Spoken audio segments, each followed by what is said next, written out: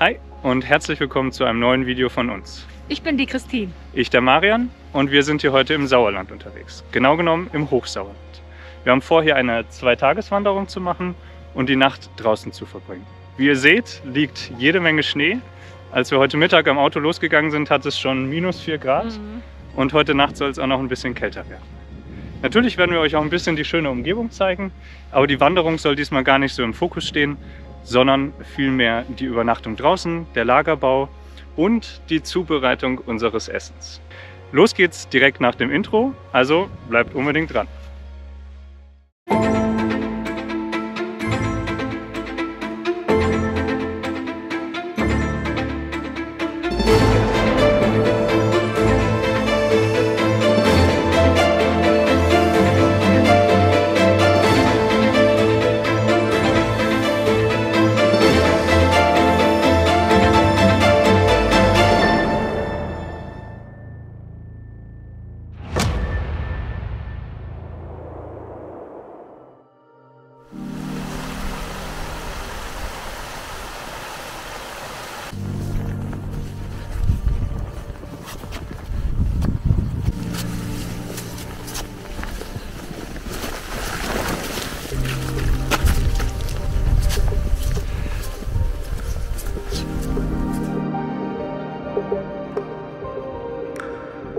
Hasenspuren.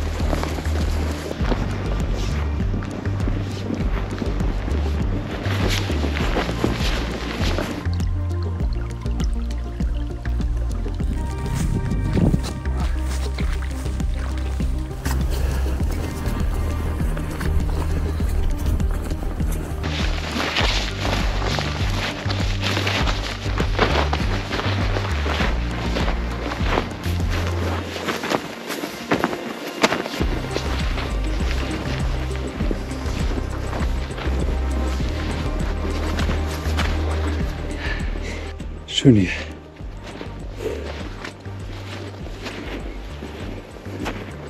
Richtig schön. Verschneiter, romantischer Wald.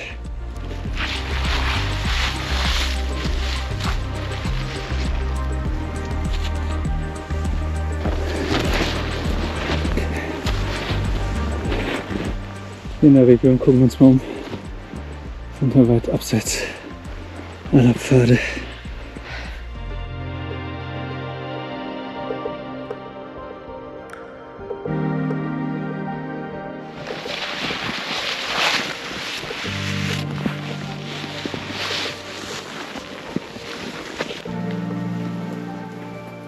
So, wir haben jetzt hier einen schönen Platz gefunden, nachdem wir ein Weilchen durchs Dickicht gestapft sind. Hier sind wir schön geschützt vor Wind und Wetter und sollte so gerade eben genug Platz für unser Tarp bieten. Das werden wir jetzt hier aufbauen.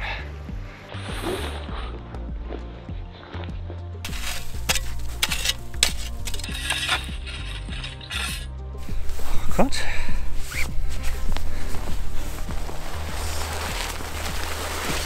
Zack, fertig ist das Schlauchenknoten.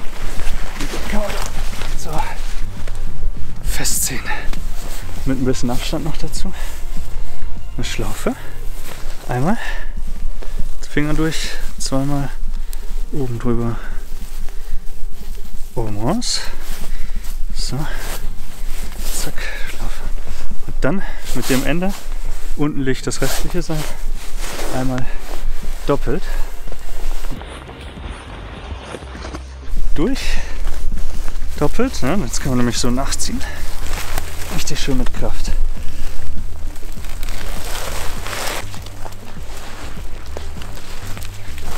Halt rumwickeln. Und zum Schluss einmal hier durch. Sich hier so eine Schlaufe bildet und dann nimmt der, und das muss nicht mal ein dicker sein, da ist nämlich gar kein Zug drauf, einfach nur, dass es nicht rausrutscht. Ein Ast und darüber hat man das Seil dann auf Spannung. Ungefähr je nach Tab-Setup. In unserem Fall jetzt hier auf Kopfhöhe.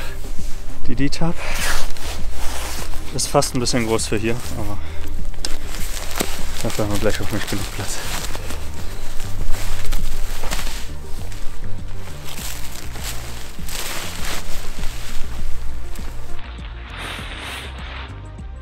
Bei dem Wetter haben wir immer beides mit dabei, man weiß nie, wie der Boden ist, aber Schnee- oder Sandheringe und normale Heringe.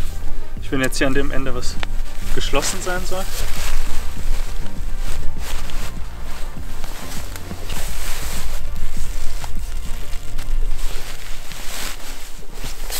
Die Ecke nehmen, ungefähr dahin gehen, wo die Ecke gewesen war.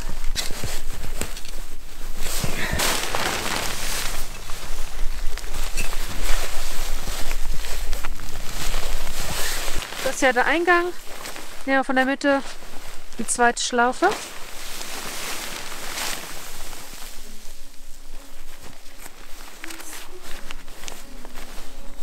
Und einfach mit dem Stäbchen hinterher fixieren. Hier natürlich ein bisschen festeres Stäbchen als das, was ich eben genommen habe. Genau. Da ist schon ein bisschen mehr Zug. Muss ja was halten, genau. Und der Hintergrund ist, man kann das jetzt gleich noch ein bisschen verschieben, falls man es nicht richtig positioniert hat. Ist fest, aber lässt sich noch verschieben. Und morgen dann wieder schneller. Schnur schon dran.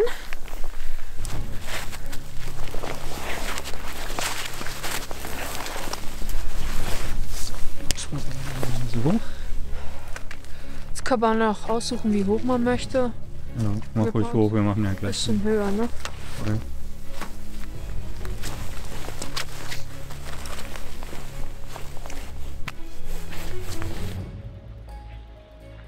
Wir haben den Eingang jetzt hier ein bisschen höher gemacht. Und jetzt spannt man noch hier die Seiten ab.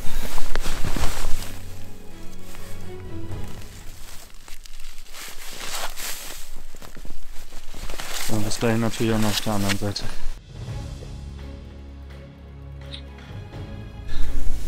Hier noch auf der Rückseite, an dem, oder es wird auch hier drüben gehen, kann man das hinten noch so ein bisschen ausspannen. Und dann kriegt man noch ein bisschen mehr Höhe.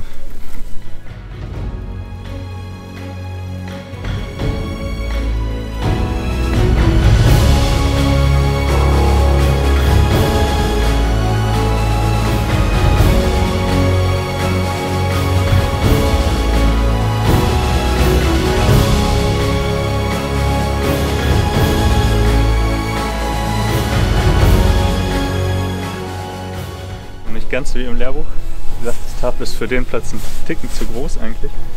Und uns war wichtig, dass wir hier einen etwas höheren Eingang haben, dass wir hier gleich auch zu zweit sitzen können. Man kann das auch alles ein bisschen tiefer machen. Dann hat man auch noch mehr Schutz vom Wetter, aber es soll heute Nacht kein Wind oder dergleichen geben. Deswegen ist das jetzt für uns nicht so wichtig.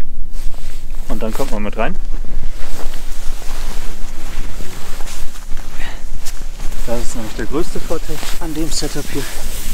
Man hat richtig Platz. Falls ihr schon andere Videos von uns gesehen habt, zum Beispiel in den Alpen, so ähnlich hatten wir das auch mit dem Philipp.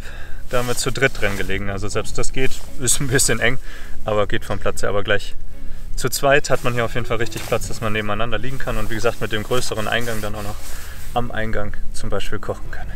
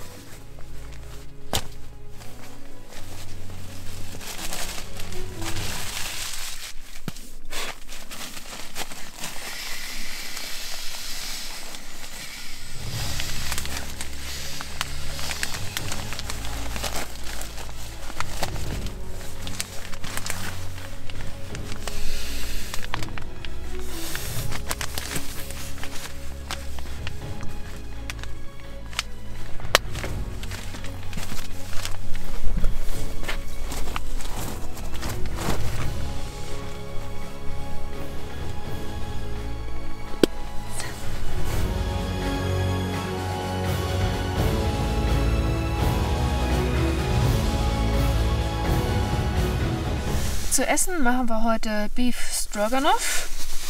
Hier haben wir unser argentinisches Roastbeef, wirklich klein geschnitten. Dazu eine Soße aus Zwiebeln, Knoblauch, Champignons. Und das alles kommt hinterher noch in eine Rinderbrühe zusammen mit den Nudeln.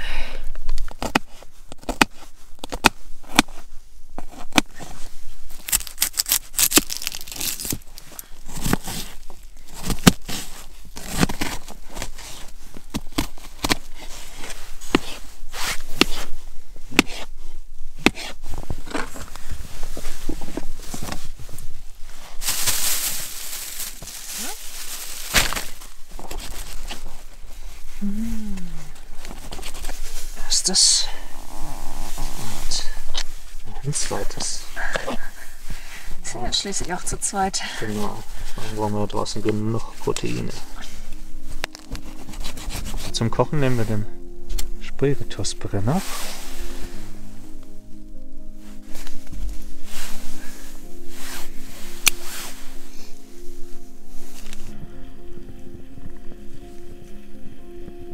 Kommt als erstes das Fleisch drauf.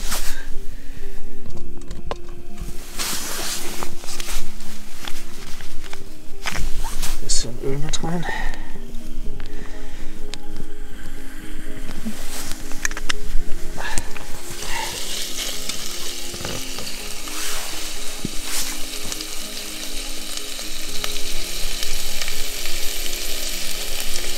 Das Fleisch ist jetzt fertig, ist jetzt angebraten, schon durchgegart, das kommt jetzt erstmal raus auf den Teller. Ja, mit dem Saft. Mit dem Saft, genau. Dann kommen jetzt Pi mal Daumen 2 Esslöffel Butter rein. Nach Geschmack auf 3 oder 4. Geben wir das hier besser. Wenn es kalt ist, tut es Fett gut. Außerdem, das ist ein Geschmacksträger. Zwiebeln und Knoblauch kommen jetzt mit rein. Das sehen.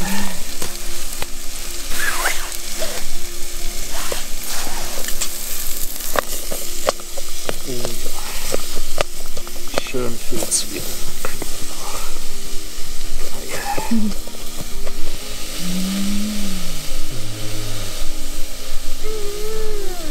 Oh yeah. Zwiebeln und Knoblauch sind angedünstet.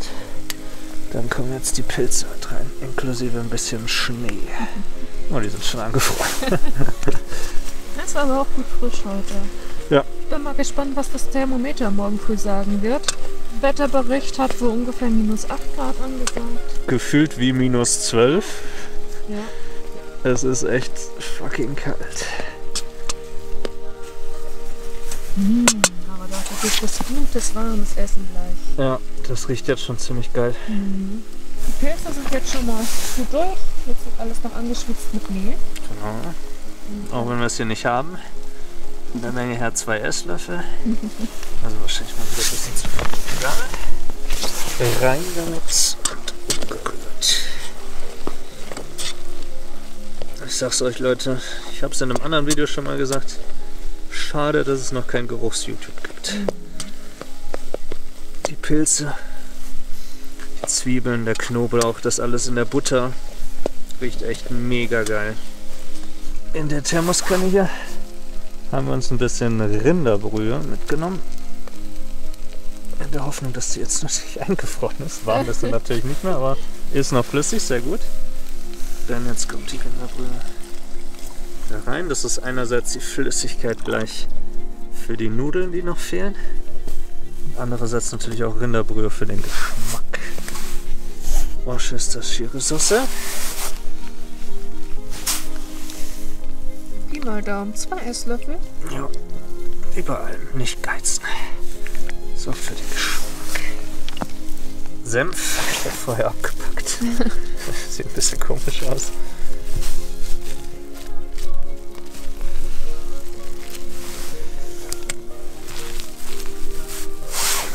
Rumrühren. Und dann dazu, wir müssen ja schließlich auch garen.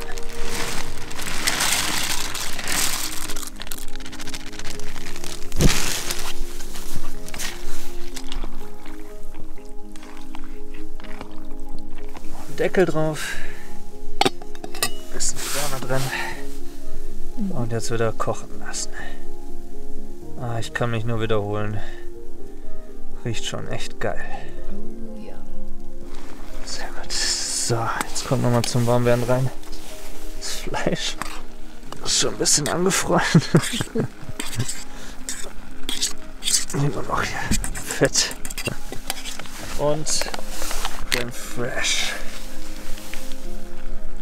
Auch schon von der Konsistenz leicht zäh, aber nur ein bisschen. Einfach viel.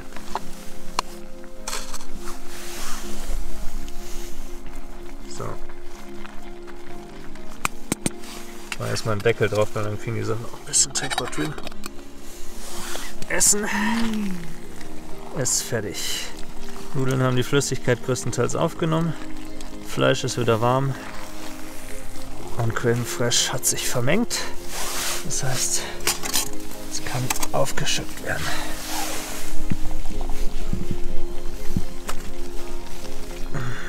Geil.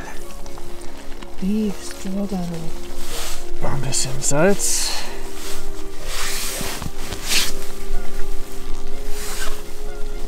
Und Pfeffer. Und dann probieren wir mal.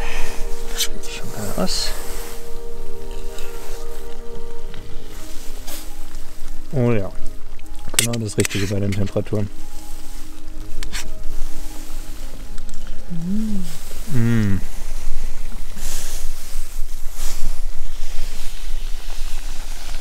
das Fleisch ist richtig zart, Leute. Also gerade wenn es so kalt ist, geiles Essen. Wärmt einen richtig schön von innen und schmeckt mega gut.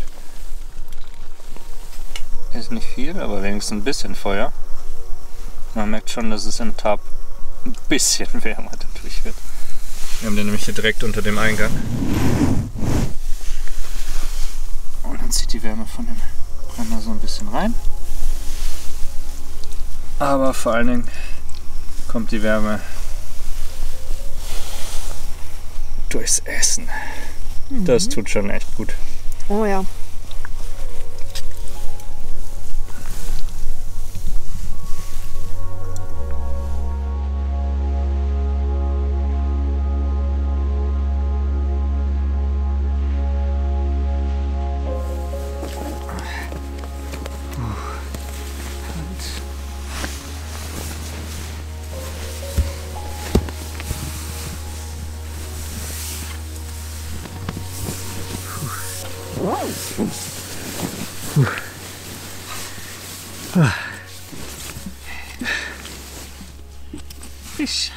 Frisch. Es ist sehr kalt. Ich hatte vorhin mal aufs Thermometer geguckt, das hängt auf der anderen Seite draußen am Tab. Da waren es schon -7 Grad.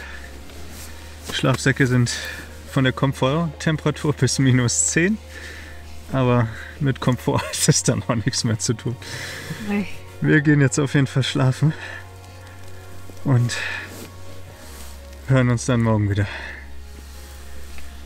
Gute Nächte, Leute. Gute Nacht.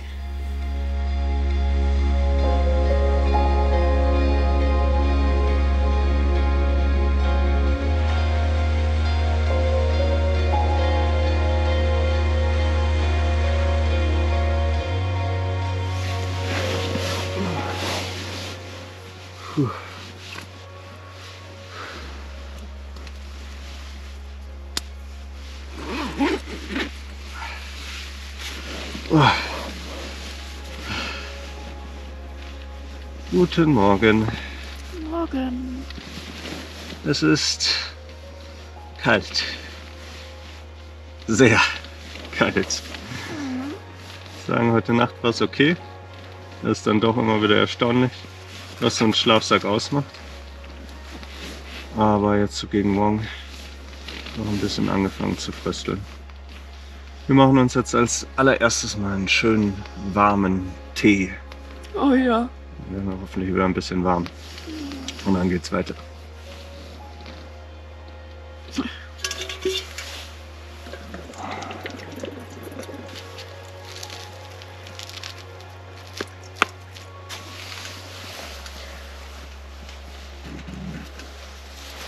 So, Und jetzt kann der Tee auch langsam mal kochen. Es ist kalt. Ja. Wollen wir zum Warmwerden? Ja. Karibische Mango passt ja überhaupt nicht hier zu dem Wetter. Das ist genau das gute Gegenstück. So kein Karibik-Feeling hier. Der Schnee sieht fast aus wie ein Sandstrand. Schneestrand. Ja. Durch unser Equipment kommen auch ein paar tropische Farben hier rein. Sieht schon heiß aus.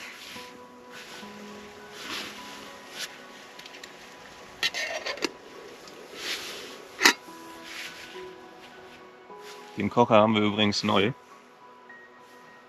Vielleicht nicht unbedingt die beste Bedingung, um ihn das erste Mal zu testen. Aber wir sind positiv überrascht. Das ist ein einfacher Spirituskocher von Ibersingo, sehr, sehr leicht, sehr kompakt.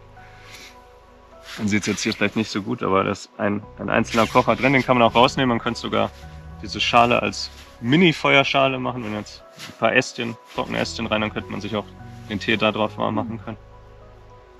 Ist auf jeden Fall so für ein-, zweimal drauf kochen, für mal Wasser drauf warm machen oder so ist der sehr, sehr gut geeignet. Packen wir euch den Link dazu mal unten in die Videobeschreibung.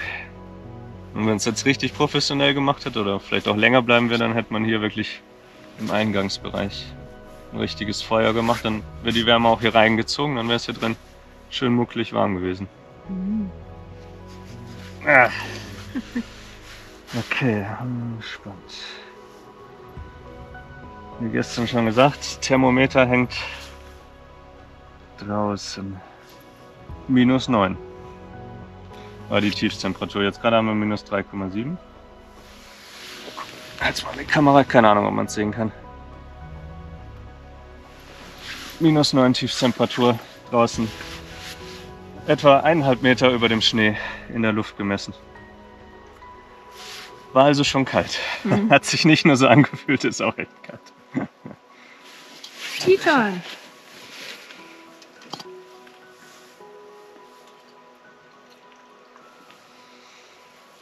Karibische Mango. Genau das, was man jetzt braucht. Ich glaube, das kommt vom Himmel. Ist es Schnee? So, Schneeregen, ne? Schneeregen, ja geil.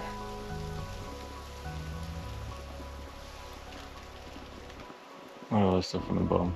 Schwer zu sagen. Sieht auf jeden Fall da hinten ziemlich diesig aus.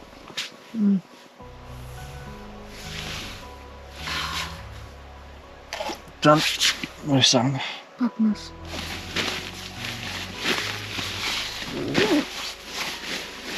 Wenn man bei solchen Temperaturen draußen schlafen möchte, dann ist ein guter Schlafsack das A und O. Hier der Questa von Temaras. Das ist Christins Schlafsack, der dunkelgrüne. Der hat eine Komforttemperatur von -10, Limit sogar -18. Da ist man für solche Temperaturen definitiv gut gewappnet. Ich habe noch ein etwas älteres Modell, der Oberon, der war sogar teurer. Aber der kann genau das gleiche wie der Questa. Und hier hat man wirklich für einen vernünftigen Preis einen echt guten Daunenschlafsack. Also den kann man wirklich nur empfehlen. Der hat uns hier draußen, oder beziehungsweise der Christine, schon echt nicht den Arsch gerettet, sondern den Arsch warm gehalten. Also der funktioniert wirklich gut. Auch den packen wir natürlich unten in die Videobeschreibung. Bei all den Links, die wir unten platzieren, gilt immer, dass es sogenannte Affiliate-Links sind. Das heißt, wenn ihr was darüber kauft, dann bekommen wir eine kleine Provision. Ihr unterstützt uns damit, aber zahlt selbst keinen Cent mehr. Damit würdet ihr uns natürlich was Gutes tun.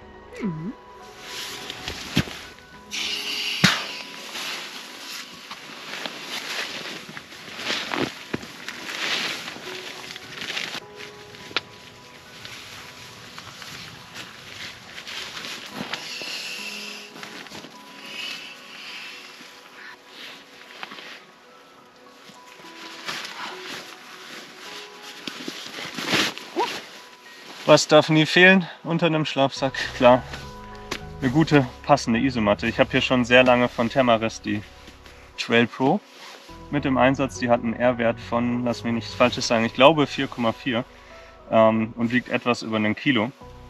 Ich habe die trotz des etwas höheren Gewichts sehr, sehr gerne im Einsatz, weil die einfach unfassbar bequem ist. Also rein vom Komfort her liegt man auf dem Ding wie auf einem Bett. Man sieht aber sofort, wenn man die mit Christines Isomatte vergleicht, der größte Nachteil an dem Ding ist definitiv das Packmaß. Die ist schon sehr, sehr groß. Und Christine hat heute zum allerersten Mal auf ihrer neuen Isomatte von Saleva geschlafen, der Diadem Extreme. Die hat auch immerhin einen R-Wert von 4, also für solche Temperaturen auch bestens geeignet, wenn man noch eine Schaumstoff-Isomatte drunter legt sowieso. Und der sieht man sofort an. Das größte Vorteil ist hier Packmaß und Gewicht. Die wiegt 540 Gramm. Und wie hast du drauf geschlafen? Sehr gut. Sehr gut, ja.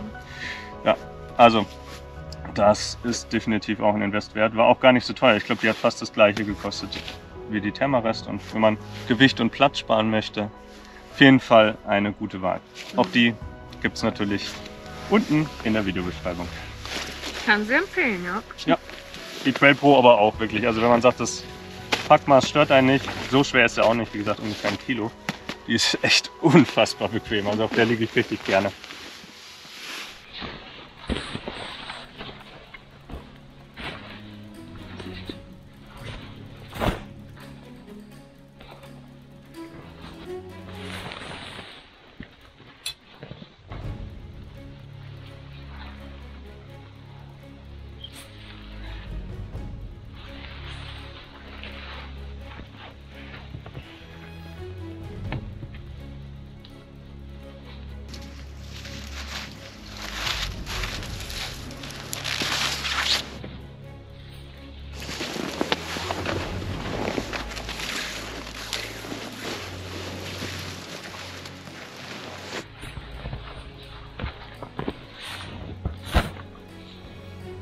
So Leute, wir nutzen diesen wunderschönen Platz hier, der uns heute Nacht beherbergt hat, schon mal, um uns von euch zu verabschieden. Es folgen gleich aber noch ein paar schöne Landschaftsaufnahmen und vor allen Dingen wollen wir hier einmal die Drohne von dem Platz aussteigen lassen, dass ihr auch seht, wie es in den Wäldern hier drumherum aussieht.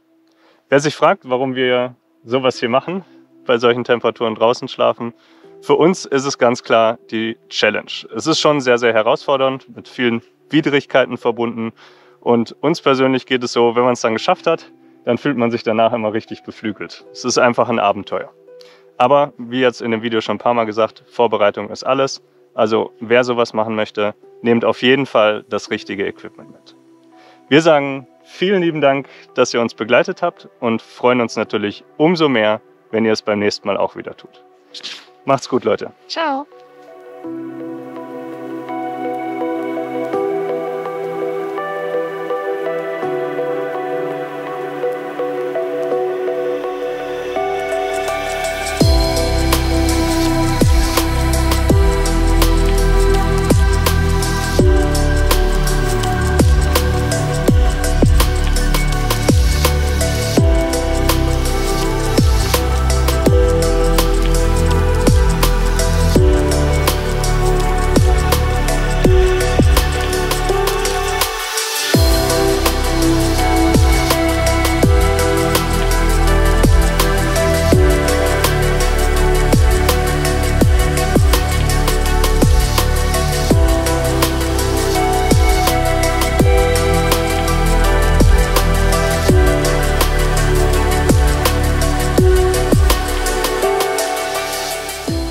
Und jetzt marschieren wir wieder aus dem Wald raus.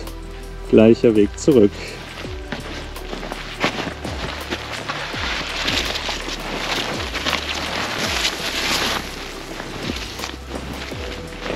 Man schon fast Schneeschuhe nutzen kann, ha? Ja. Einfach wunderschön hier. Unglaublich schön. Schnee ist schon immer was ganz Besonderes. Und wird bei uns auch langsam zur Seltenheit.